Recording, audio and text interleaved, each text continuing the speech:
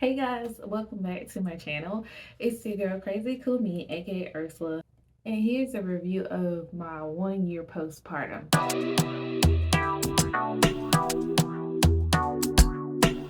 So if you haven't been following my channel, make sure you check out my previous videos where I talk about my second pregnancy and how everything went, including going to the hospital, labor and delivery. Make sure you check out those videos. If you're new to the channel, hi, make sure you subscribe and hit that like button. It helps me out so much. And if you don't know, I have two kids. I have a boy and a girl. I had my daughter last year. No, I had my daughter in 2022 and my son in 2020. So I'm going to talk about my 1 year postpartum journey after my second child, my daughter. Currently, it's about 13 months postpartum, but close enough. First, we're going to talk about the baby, of course, because hey, that's what everybody wants to know about. She is doing great. She is 13 months. She's 13 months and she is growing well. If you guys checked out my 9 month postpartum video, she was already walking. Well, she was standing up, but she started walking shortly after 9 months. So she is continuously walking and she is developing great height, weight, head circumference. All those things are great when we go to the doctor. All those things are where they're supposed to be in the percentile they're supposed to be in. So she's doing great. No issues, nothing, no issues with her health wise, developmental wise. So we're so thankful for that. And she's doing so good. She's still learning to talk. So she's saying little words here and there. We're just coaching her and talking a lot around her, letting her watch a lot of educational videos. And so she can learn how to just form little words here and there. She does say mama, dada. She can say uh little words like eat and uh but little words like that, and we're just working on those things. She loves to read, she loves her family, she loves her big brother, and she wants to do everything that he is doing. So, and she is just, and she's her own little person. You can't tell her she cannot do anything. She's gonna do it, and she's she's just amazing. Okay, so let's get into me postpartum wise. So we're gonna start with my diet. Right now, I'm not keto. I used to be keto-ish, but I'm not keto really. I'm just mainly just trying to eat more um, vegetables and lean meats and cutting out the refined sugars.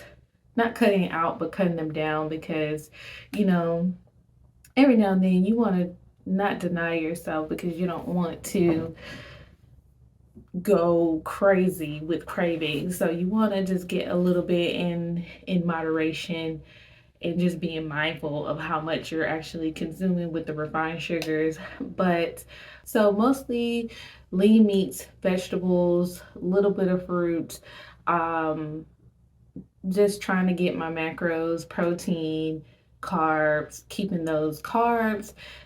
Try to keep them under 100, like 100 grams or less, but mostly I hit the 100 grams of carbs. So not being afraid of carbs, but just keeping them in check. And also fat, making sure they're healthy fats instead of, a lot of the saturated and unhealthy fats. That's mainly where I am with my diet. I'm still fasting. I still fast 16 hours a day, sometimes even longer because it just depends after I feed the kids, depends on when I eat. And so it's usually about 16, 17 hour fasting, and that's intermittent fasting. I feel as though it's just a really it's just really beneficial for me to fast because I'm not so concerned about, oh, I gotta eat, and continuously eat. I can give my body rest and have my body to burn off the food and the fat stores that I already have instead of continuously feeding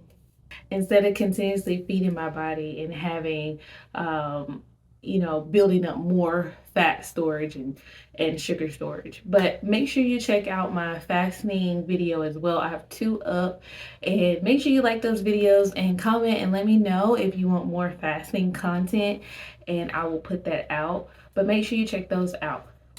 I did do a 3-day fast, so make sure you check out that video. I did that back in October of last year, 2023.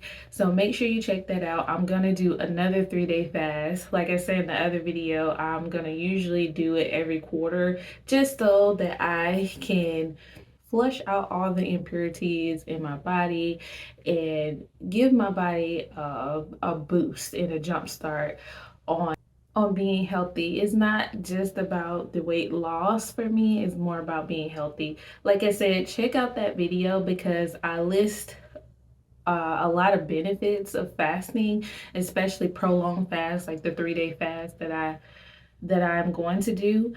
Again, make sure you check out that video because it'll tell you about all the great benefits of fasting. And now we'll move on to weight. So after I gave birth, let me check my notes. So after I gave birth, I was 198, so 198 pounds. I'm 5'1", and I don't know how many kilograms it is, but I'll put the kilograms on the screen. But I was 198 and I'm 5'1". So after about 6 weeks, I was 174, and that's thankfully due to breastfeeding.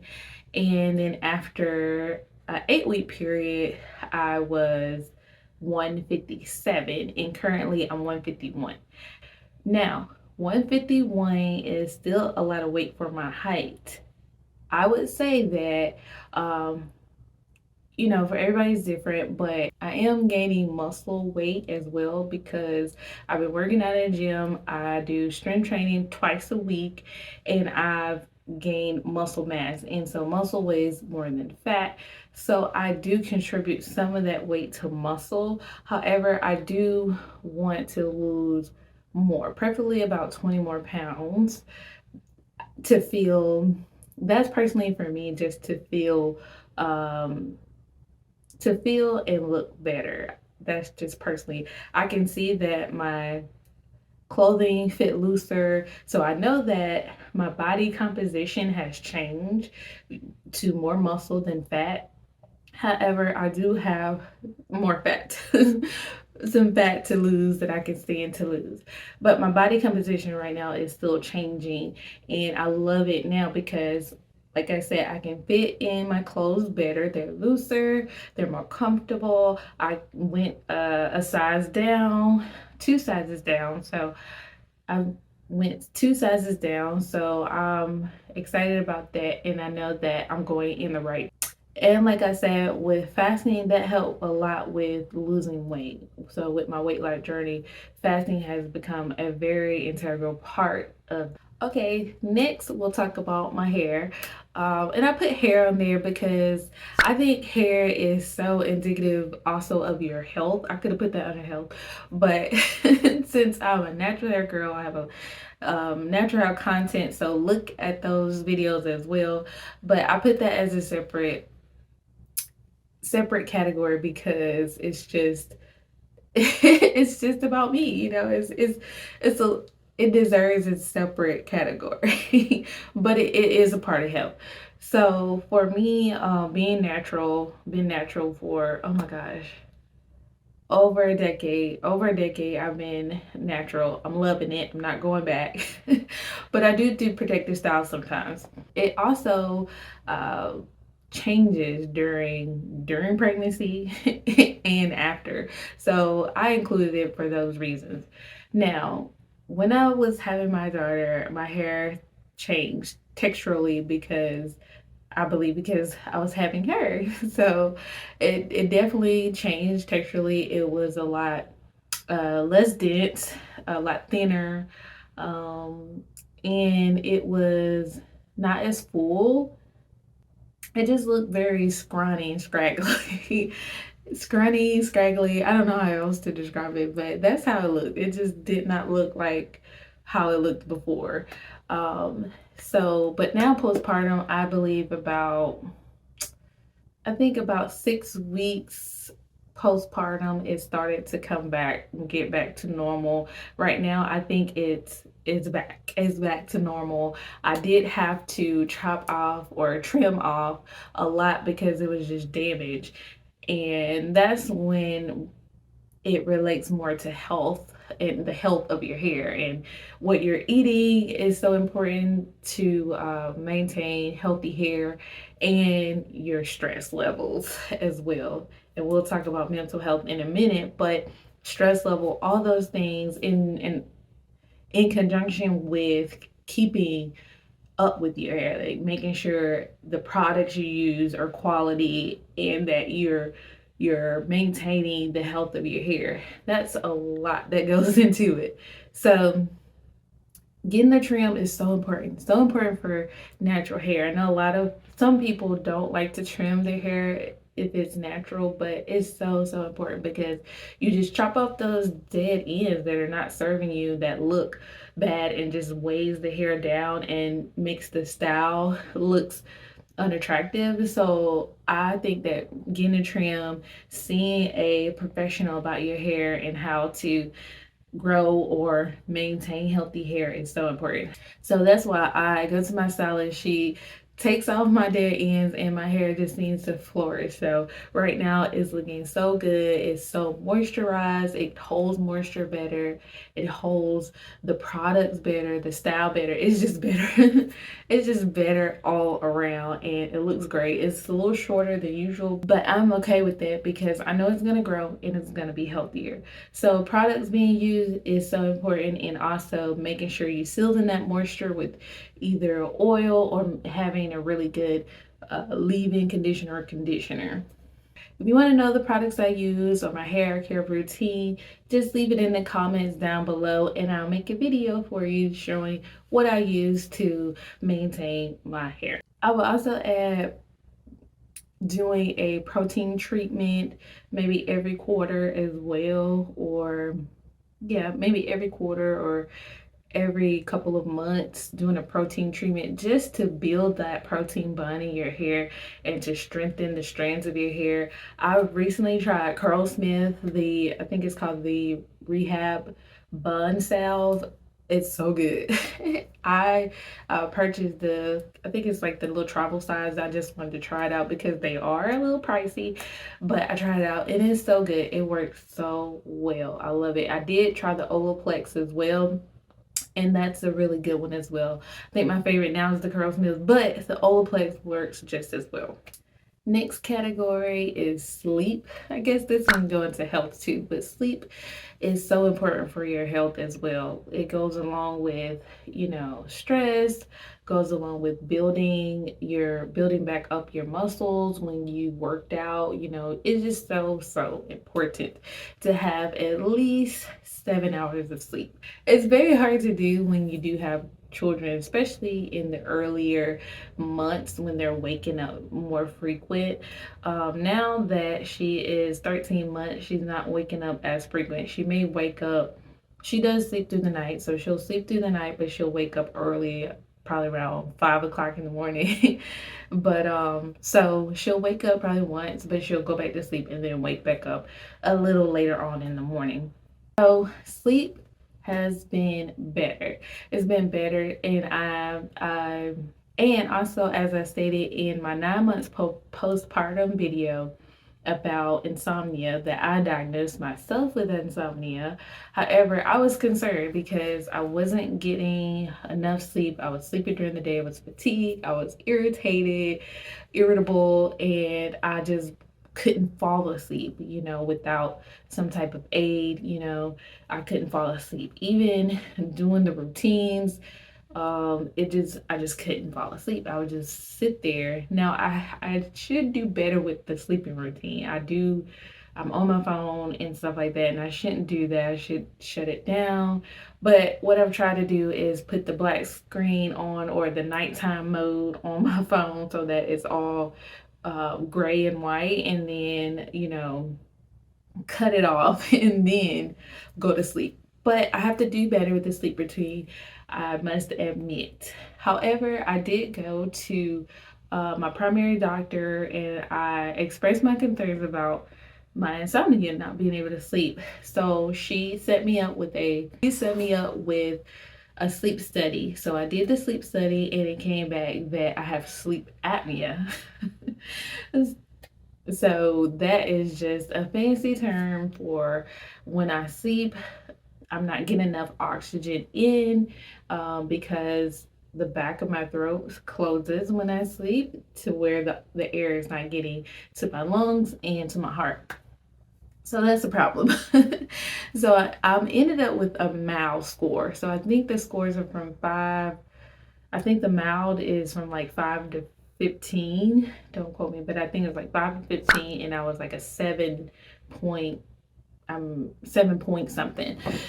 So I had sleep apnea, and they prescribed me a CPAP machine.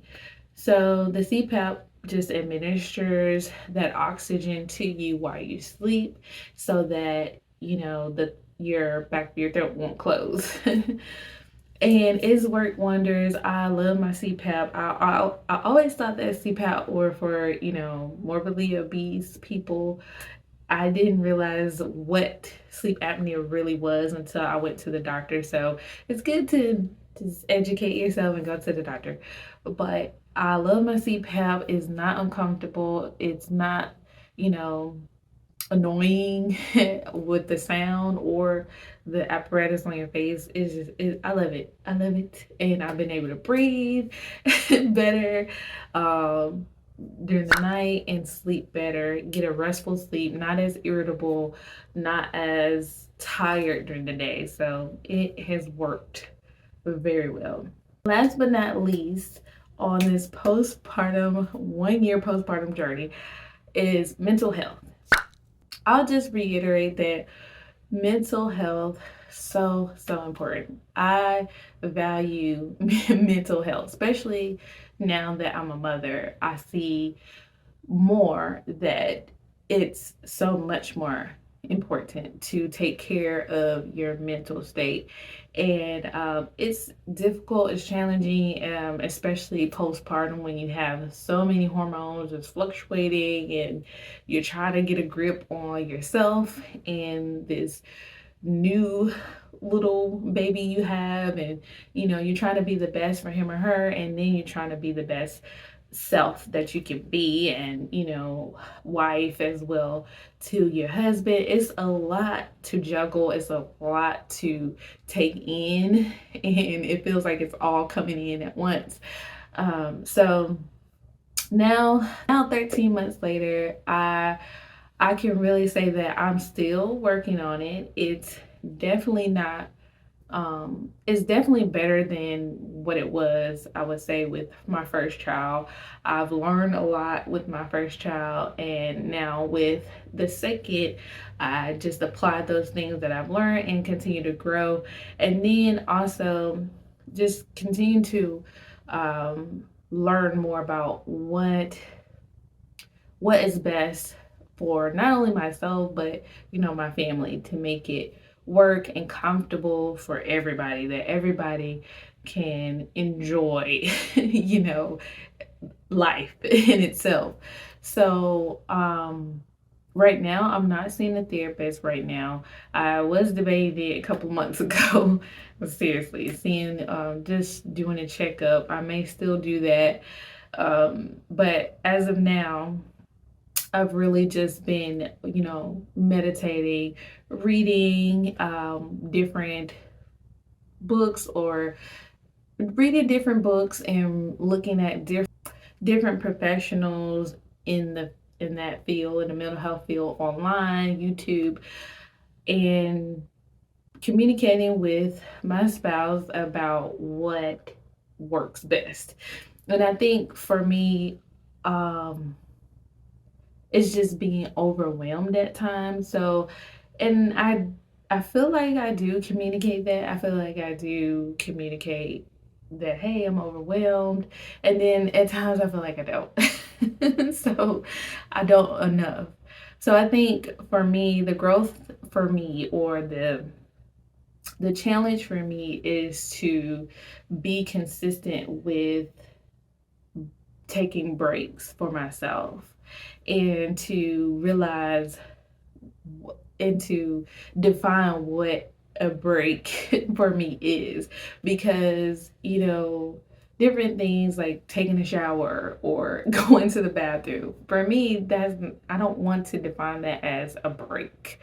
That's just stuff you have to do to care for yourself. But as in a break, just a mental, let me step aside, let me take time to do something that I want to do without being interrupted or pulled on or whatever. That is something that I have to work on, or work towards trying to define, and making sure that everybody is good while I do that break, and not feeling like I have to rush to get back, or feeling guilty, still feel guilty a little bit. And just separating what's a break and what is just taking care of yourself. Related to mental health, because I feel like it's helped me, is taking magnesium citrate. Now, I did take magnesium citrate when I was doing my fasting, so make sure you check out that video. But I looked at the benefits of magnesium, and I realized that I think it said over 50% of people are deficient in magnesium. Now, I think that's the quote. I think it's 50%, but it's a larger amount of people that are deficient in magnesium. And magnesium has so many great properties. And as it relates to mental health, it helps with mood, or I've read personality changes, but mood, it relates to mood. And I was before I started taking magnesium, I was more moodier. I was very moody, and it wasn't pleasant, because I would just be extremely moody, especially when it came to being overwhelmed. I would just let that take over and, lash out. But after I've taken the magnesium, oh my gosh, like my mood has been better. Is it perfect? No. But it's been definitely better, where I can handle more situations and think clearly, rather than, emotionally reacting to a situation. So check with your doctor. I mean, make sure you do that, please, but especially if you're on other medication. But I've realized that, it's over the counter, get it, and it's worked wonders for me, which is it's so crazy. I wonder what else I'm deficient in, but but as of now, that's what I'm taking. So thank you guys. Thank you guys so much for watching and listening. I hope that it's helped you or encouraged you.